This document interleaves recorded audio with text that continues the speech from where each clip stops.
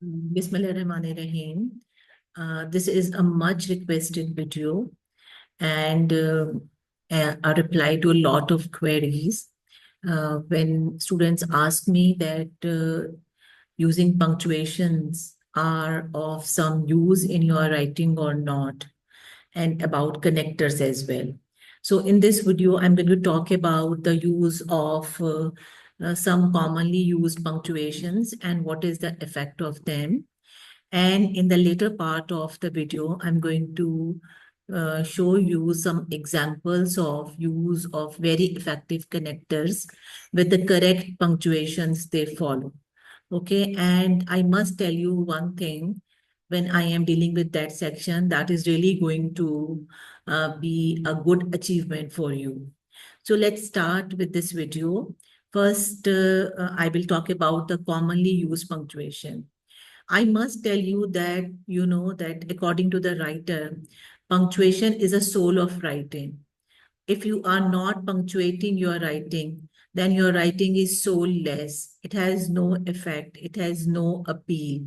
So, to the reply, if punctuations are needed, yes, they are essential for your writing.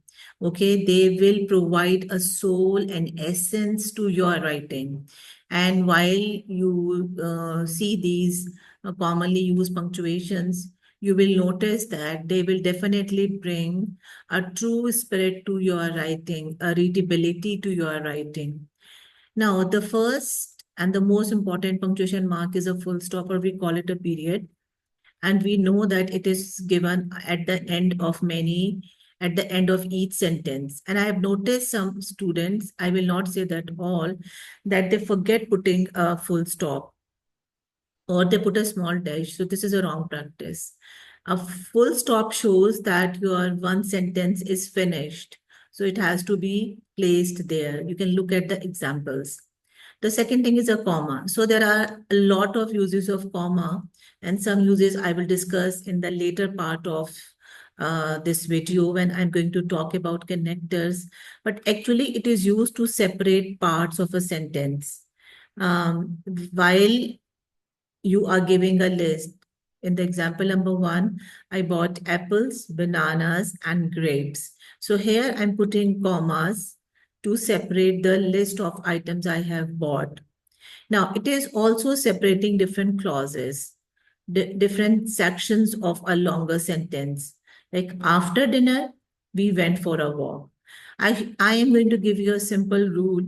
While you speak and while we speak in our language, we find out that we are not, that going very fluent. We take pauses.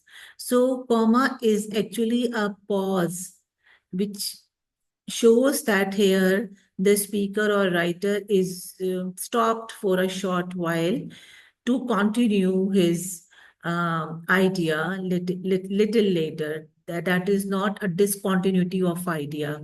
So in a compound sentence, in a complex sentence, wherever there is a use of conjunction, this is used and it will be shown to you in the later part of the video. Then comes the use of question mark. We know that they are placed after questions. And after question marks, the sentence start with a capital letter. Okay, it is another ending, like full stop, but it is to end a question. Then comes the exclamatory mark. Now, exclamatory marks little confuser, but these are the marks which can be easily used in our speeches. They can be easily used in our informal letters. Look at the use when you are showing your surprise. Wow! So you're putting an exclamatory mark here. That was amazing. You're putting an exclamatory mark. Now you are saying watch out. So you're putting an exclamatory mark. What a beautiful dress. Now it is not a question. Or if I say that, how big is this place? So here there is a surprise in my sentence. To show my surprise, I'm going to put this exclamatory mark. So exclamatory marks are always there to show strong feelings or emphasis. So this can be easily used in our speeches. This can be used in our informal letters, and sometimes they can be used in our articles as well. Then comes the use of apostrophe. Now, apostrophe has two uses only, that it shows possession or it can show contraction. Like this is don't is a contracted form of do not. So here I have put an apostrophe to show the omitted part. It's a sunny day. So the full form is it is. So this is showing some omission, some contraction. And on the other hand, it is also used to show possession, like Sarah's notebook or the book of Sarah.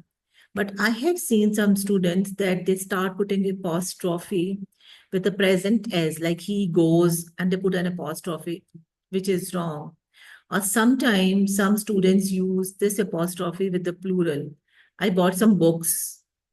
So this is wrong. Plural as or present indefinite s does not take an apostrophe. There are only two uses of apostrophe: to show possession or to show contraction. Then comes the quotation marks. Now, quotation marks is actually to show the direct speech or the questions. Like she said, I'm tired. This is the correct way, that you're putting a comma, and then after putting these quotation marks, you are giving the direct words of the person. These are the direct word, the way she has said it. You're not going to change it, okay? Be kind, he advised. So again, the be kind words are exactly the words said by this person. They are not changed. When you are changing the words into your own words or you're being indirect, then these speech marks are not written. Like she said that she tried. Okay. So these question marks, these quotation marks are used to give the exact wording of a person. And they are commonly used in our story writing. Then comes the use of colon.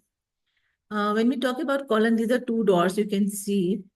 And this is actually to introduce a list. You're going to produce a list of something, you're going to explain something, or you're going to give a quotation, then you can place this colon marks. Like bring the following things. And I'm going to give a list what to bring: pencils, books, and ruler. So I'm putting this colon, and then to separate these items, I'm using a comma. So you can see that it really looks effective. It really looks, that a good way to write when we are using punctuation. Doesn't it bring like a soul to your writing? So please, if you have an idea that punctuation is useless, you see examiner's comment, you see that the mark scheme, you will find out that it is really valued and it is seen. She had one wish: to travel the world. So you see that we are explaining that what is the wish, and before it, we are going to put this colon. Then comes the use of semicolon. It has a dot and a comma. It connects some closely related independent clauses or separates complex list item. Like, I have a big test tomorrow. I can't go out tonight. I don't want to put a full stop here to end my discussion, because I'm going to say something afterwards. These two sentences are less connected, but they are connected. So I'm going to put a semicolon. Now, another very effective use of a punctuation is a use of dash. Now, it indicates a pause.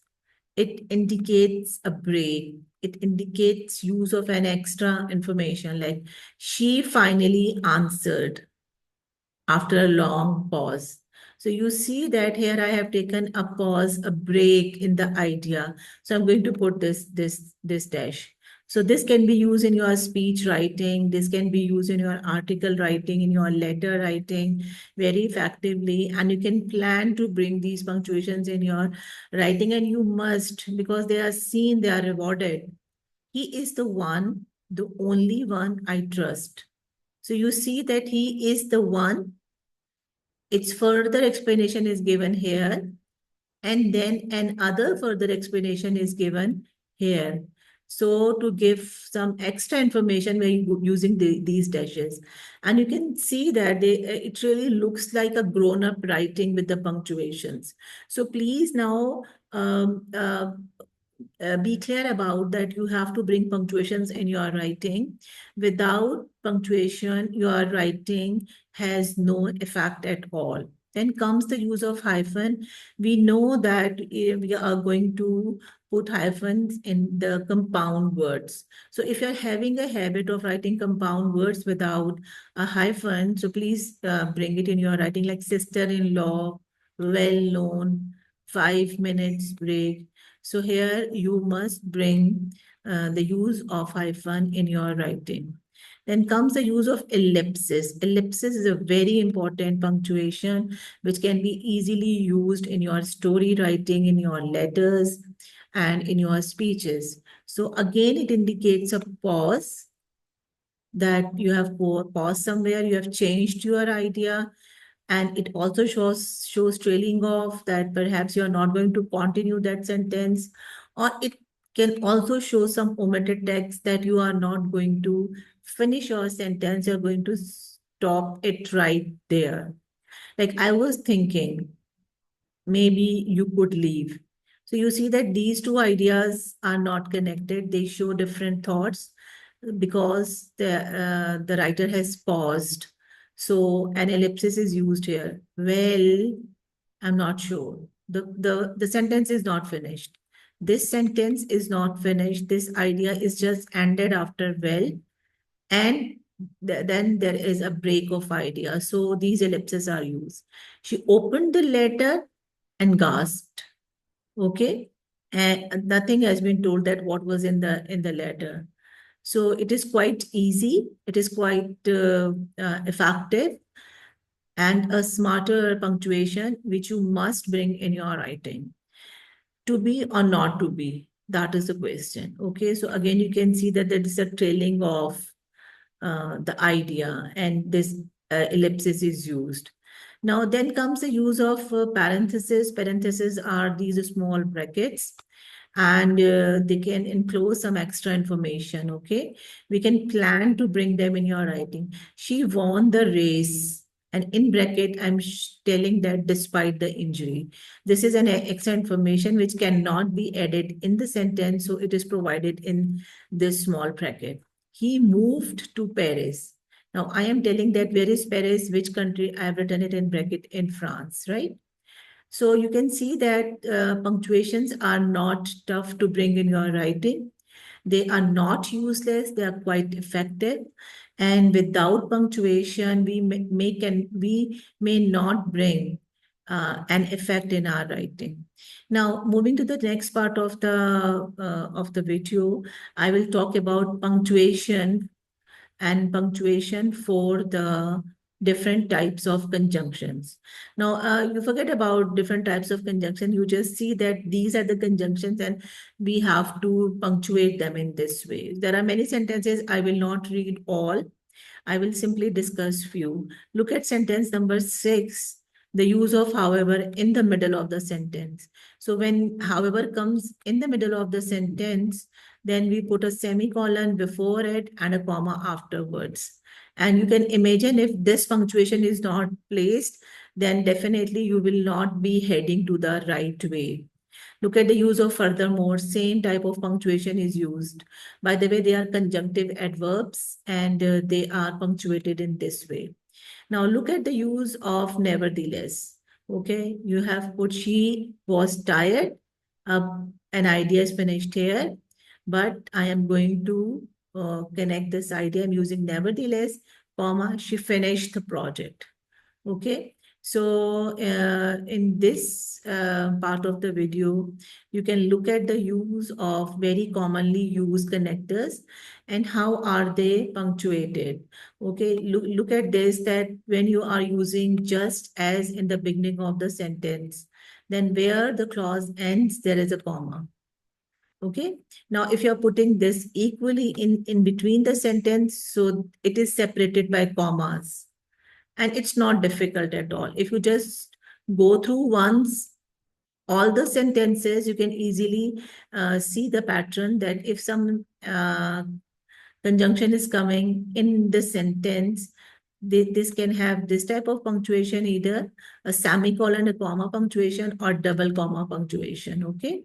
So you may decide on that conjunctive adverbs are actually punctuated like this.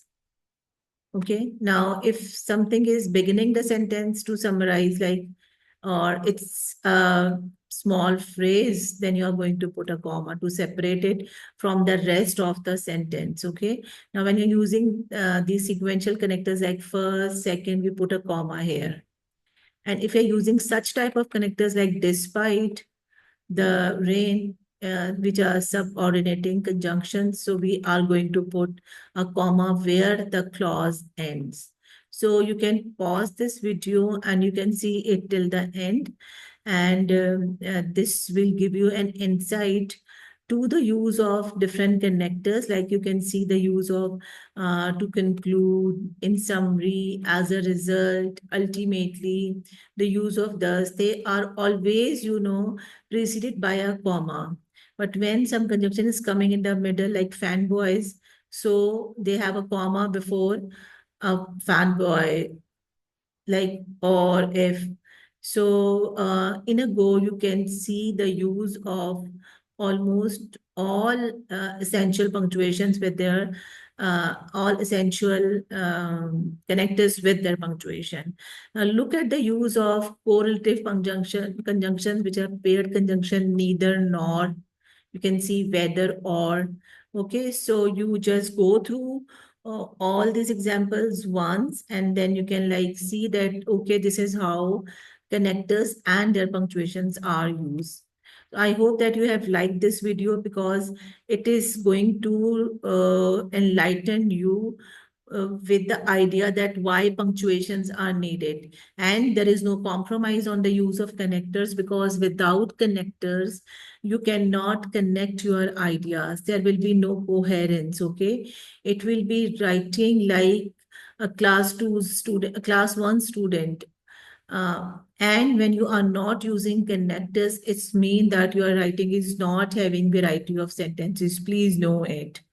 So connectors are compulsory, and with the connectors, you must use correct punctuation. Thank you very much. Stay blessed. Good luck for your upcoming exam. Allah Hafiz.